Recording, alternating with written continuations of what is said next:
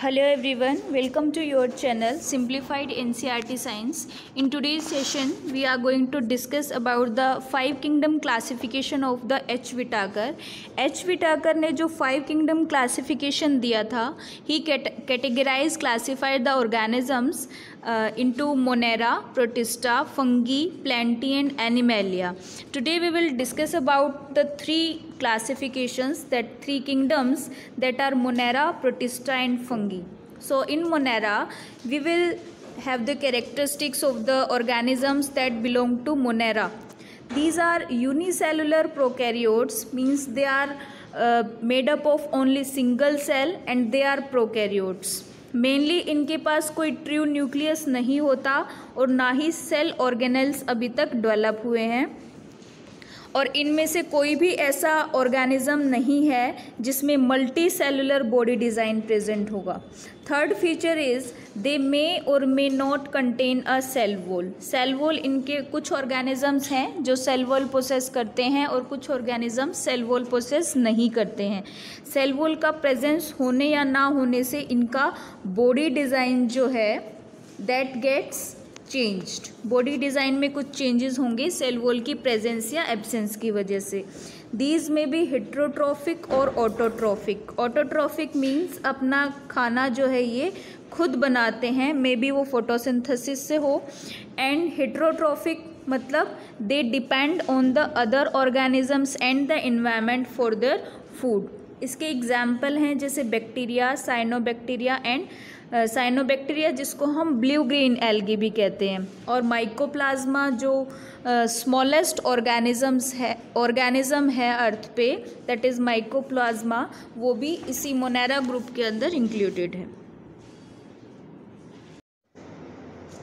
Now let's see the diagram of the organism from the Monera kingdom. This is the diagram of bacteria.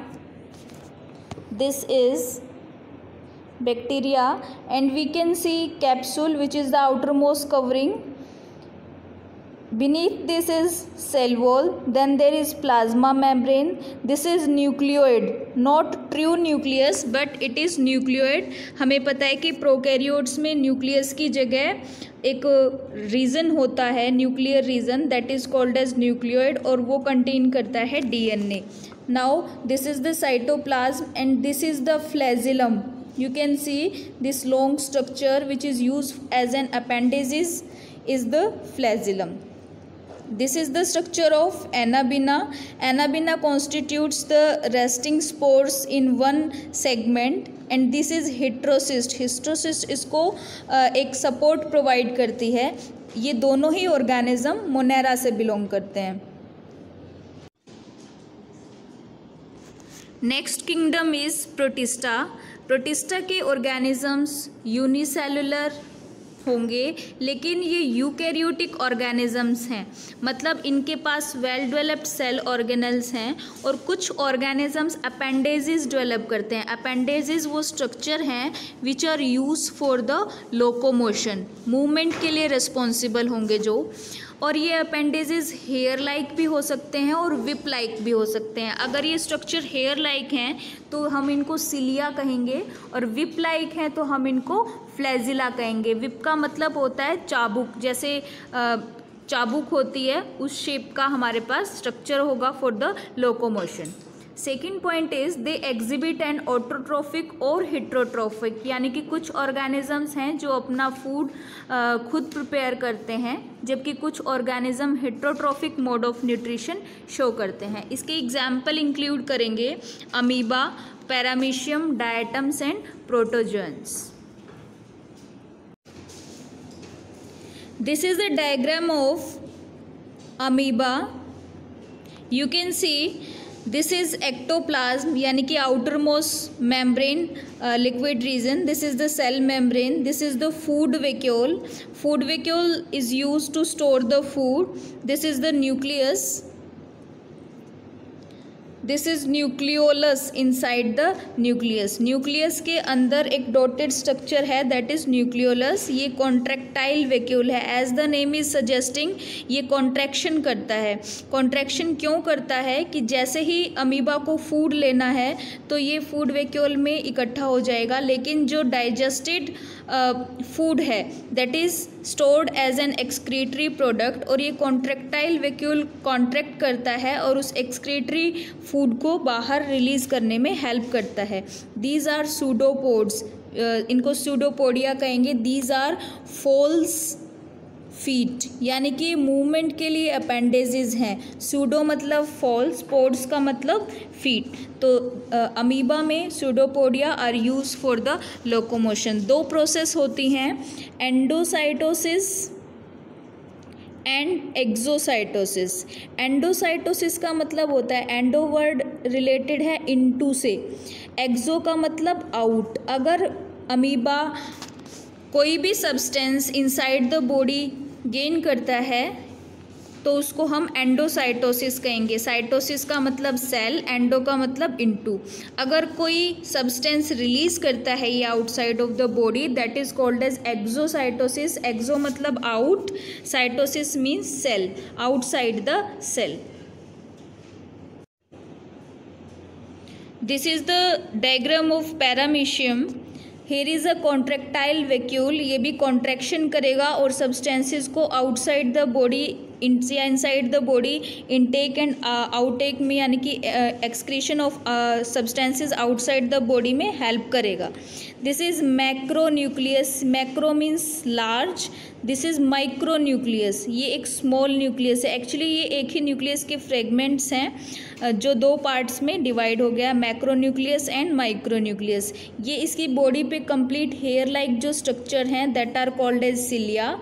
ये oral groove है, यानी कि यहाँ से ये फूड को लेता है और food, this is the food vacuole, यहाँ फूड स्टोर होता है। दिस इज़ द एनल पोर, यहाँ से डाइजेस्टेड फूड के बाद जो एक्सक्रीटरी मटेरियल है उसको पास आउट किया जाता है। This is the anal pour.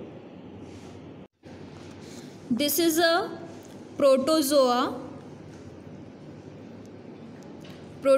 and it belongs to Protista. Actually its name is Euglena.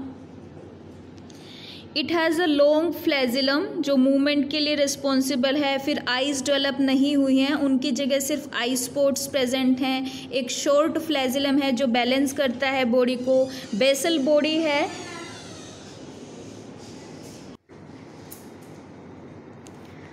This is the reservoir, यहाँ पर जो एक्स्ट्रा फूड है या कोई सब्सटेंसेस हैं उनको रिजर्व करके रखा जाता है। दिस इज़ कॉन्ट्रैक्टाइल वैक्यूल, ये कॉन्ट्रैक्टाइल वैक्यूल है just below the reservoir. This is pellicle, chloroplast present हैं। क्लोरोप्लास्ट फोटोसिंथेसिस करेंगे और ये अपना फूड जो है वो खुद बना लेगा। फोटोसिंथेसिस होता है यहाँ। दिस इज़ पैरामाइलोन ग्रैन्यूल्स, ये ग्रैन्यूल्स हैं। और this is mitochondria, nucleolus and nucleus. This is the body design of euglena which belongs to a protozoa. Next third kingdom is fungi. Fungi are multicellular, means they are made up of many cells, यानी कि इनका जो है cellular level of organisation है, लेकिन एक cell ना होकर बहुत सारी सेल से कंप्लीट बॉडी इनकी बनी होती है। यूकैरियोटिक ऑर्गेनिजम्स हैं।